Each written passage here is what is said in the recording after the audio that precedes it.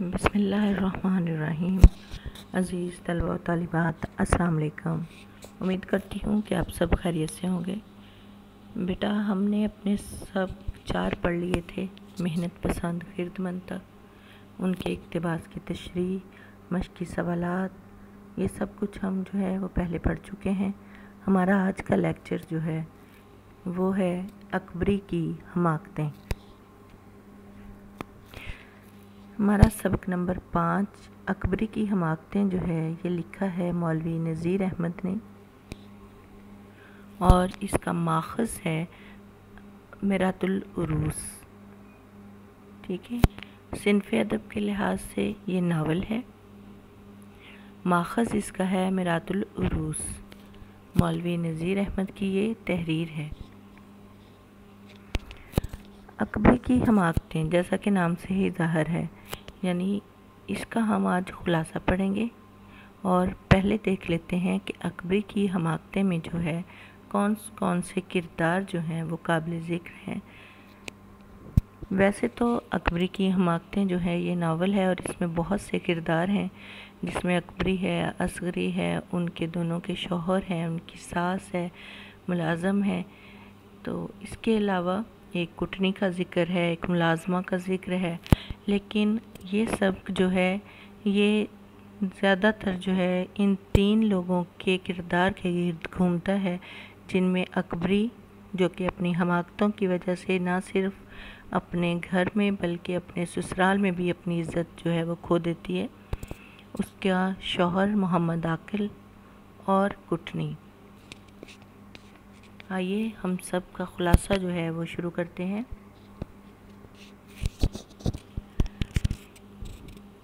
Deputy مولوی نذیر احمد جو ہے وہ لکھتے ہیں کہ اکبری ایک بد سلیقہ اور نادان لڑکی تھی، جو سسرال سے لڑ جھگڑ کر اپنے خاوند کے ساتھ ایک الگ گھر میں رہتی تھی۔ اسی زمانے میں ایک کٹنی کا بڑا چرچا تھا، جو کہ مختلف ہیلے بہانوں سے سادہ لوگ خواتین کو لوٹتی تھی۔ اکبری کے خاوند محمد عاقل نے بھی اکبری کو کہہ رکھا تھا کہ کسی بھی اجنبی عورت کو گھر میں مت آنے دینا۔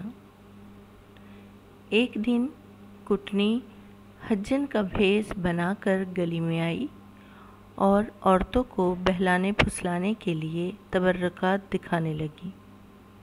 اکبری چونکہ بے حد نالائق، احمق اور غیر ذمہ دار واقع ہوئی تھی، اسی لیے ملازمہ زلفن کو بھیج کر اس نے حجن کو اپنے گھر بلوا لیا۔ حجن بہت ہی چالاک عورت تھی، وہ پہلی ہی نظر میں یہ بھانپ گئی تھی، جان گئی تھی کہ اکبری جو ہے یہ جلد ہی میرے بہکاوے میں آ جائے گی۔ چنانچہ اس نے اکبری کو سستے داموں چیزیں فراہم کیں، بلکہ 1-2 اشیاء تحفے کے طور پر مفت بھی دے دیں، اور اکبری جو تھی وہ اتنی بیوقوف تھی کہ وہ اس کی باتوں میں آ گئی، نہ صرف باتوں میں آ گئی بلکہ اکبری جو تھی وہ بالکل لٹو ہو گئی، یعنی کہ عقل سے پیدل تو وہ پہلے ہی تھی، اب اس کی باتوں نے اس کا دماغ اور بھی زیادہ خراب کر دیا۔ حجن نے 2 روپے والا ہزار بند بھی 4 آنے میں اس کو دے دیا۔ اکبری کی شادی کو بھی 1 سال بھی نہیں ہوا تھا، اور وہ خود کو بے اولاد سمجھتی تھی۔ حجن نے تعویذ لا کر دینے کا وعدہ کیا تھا، اور پھر باتوں ہی باتوں پہ بھوپال کی بلقیس جہانی بیگم کے سفر حج کا قصہ ایسے دکھ بھرے انداز میں بیان کیا کہ اکبری کا دل جو تھا وہ موم ہو گیا۔ اکبری دل سے حجن کی معتقد ہو گئی، یعنی اس نے حجن کو اپنا پیر مان لیا، اس پر پورا اس کو جو تھا وہ بھروسہ ہو گیا تھا، اعتقاد کرنے لگ گئی تھی۔ اکبری نے حجن سے خریدی ہوئی چیزیں محمد عاقل کو بھی دکھائیں۔ لالچ نے بھی محمد عاقل کی عقل پر پردہ ڈال دیا تھا۔ اگلے ہی دن حجن پھر آ گئی اور وہ اپنے ساتھ موتیوں کی ایک جوڑی لائی، جسے دیکھ کر اکبری کے منہ میں پانی بھر آیا۔ اکبری نے 50 روپے قیمت سن کر رقم نہ ہونے کا ذکر کیا تو حجن نے اس کو اکسایا کہ اتنے قیمتی موتی ہاتھ سے مت جانے دو، ہو سکے تو پونچیاں بیچ کر بھی خرید لو۔ یعنی جو اس کے پاس زیورات تھے یا جو کانوں میں بالیاں پہنی ہوئی تھی، تو وہ کہہ رہی تھی کہ وہ بیچ کر تم یہ موتی خرید لو، یہ موتی جو ہیں یہ بہت قیمتی اور نایاب ہیں۔ یعنی وہ اکبری کو لالچ دے رہی تھی اور اکبری اس کے لالچ میں آ بھی گئی۔ اکبری لالچ میں آ کر زیورات کا صندوقچہ اٹھا کر اس کے پاس لے آئی۔ حجن نے جب زیورات دیکھے تو کہا کہ زیورات تو میلے ہو رہے ہیں۔ اس نے اکبری کو زیورات دھلوانے اور ڈورا ڈلوانے کا مشورہ دیا۔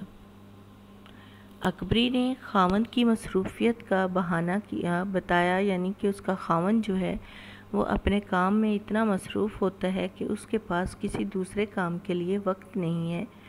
تو حجن نے اپنی خدمات پیش کی کہ تمہارا یہ کام جو ہے وہ میں کروا دوں گی۔ اکبری جو تھی وہ بہت جلد مان گئی، مگر احتیاط کی غرض سے زلفن کو ساتھ بھیجا، یعنی جو اس کی ملازمہ تھی زلفن، اس نے احتیاطاً جو ہے وہ زلفن کو حجن کے ساتھ بھیج دیا۔ حجن نے راستے میں ناک کی نکیل گر رہ جانے کا بہانہ کر کے زلفن کو واپس بھیجا اور خود زیورات لے کر غائب ہو گئی۔ اکبری نے جب زلفن کو واپس آتے ہوئے دیکھا تو اس کا ماتھا ٹھنکا، یعنی اس کو تب اس بات کا جو ہے وہ شک ہوا کہ کوئی گڑبڑ ہو گئی ہے۔ اس نے حجن کی تلاش میں زلفن کو ہر طرف دوڑایا، مگر معلوم ہوا کہ وہ تو محلے کے اور بھی کئی گھروں کو فریب دے کر جو ہے وہ فرار ہو چکی ہے۔ یعنی اس نے محلے کے اور بھی بہت سے گھروں میں عورتوں کو جو ہے وہ اسی طرح سے بیوقوف بنایا اور ان کا بہت سا مال اور ان کے زیورات لے کر جو ہے وہ چلی گئی ہے، کہیں غائب ہو گئی ہے۔ رات کو جب محمد عاقل گھر واپس آیا تو محمد عاقل اور اکبری میں اس بات پر خوب جھگڑا ہوا۔ جب اسے اس واقعے کا پتہ چلا تو ظاہری بات ہے کہ وہ اپنا سر پیٹ کر رہ گیا۔ اکبری کو جو کپڑے جہیز میں ملے تھے وہ دھوپ اور ہوا نہ لگوانے کی وجہ سے دیمک کی نظر ہو گئے تھے۔ گھر کے قیمتی برتن میں عدم احتیاط کی بنا پر چوری ہو چکے تھے۔ یعنی اکبری جو تھی وہ اتنی بیوقوف تھی کہ بالکل بھی اپنے گھر کی کسی بھی کام میں احتیاط نہیں کرتی تھی، چاہے وہ گھر کے برتن ہوں یا گھر کی کوئی اور چیز جو ایک دفعہ لے جاتا تو وہ اس کو دوبارہ واپس مانگنے کے لیے جو تھی وہ نہیں کہتی تھی، یا اس کو یاد بھول جاتا تھا، یا بے احتیاطی کرتی تھی اتنی کہ گھر کی بہت سی چیزیں جو تھی اس نے اسی وجہ سے غائب کروا دی تھی۔ اسی وجہ سے وہ اپنے سسرال میں بھی جو ہے وہ اپنی عزت قائم نہیں کر سکی تھی آج تک، کیونکہ اس کو ہر وقت جو تھا وہ بیوقوفیوں کے علاوہ کوئی اور کام نہیں سوچتا تھا۔ اس کی حرکتیں ایسی تھی کہ گھر والوں کے ساتھ اس کا رہنا جو تھا وہ دوبر ہو گیا تھا، تو وہ اپنے شوہر کو لے کر اسی وجہ سے الگ ہو گئی۔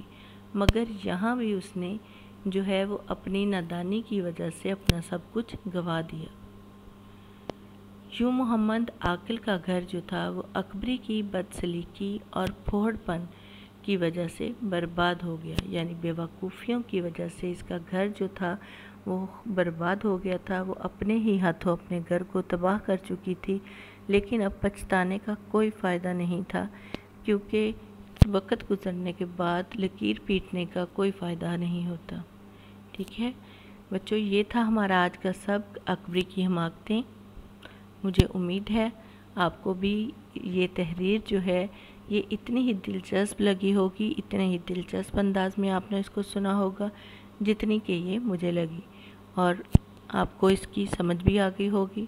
بچوں، اس کے ساتھ ہی مجھے اجازت دیں، انشاءاللہ کل کو آپ کی خدمت میں نئے سبق کے ساتھ پھر سے حاضر ہوں گے۔ اپنا بہت خیال رکھیے گا۔ اللہ حافظ۔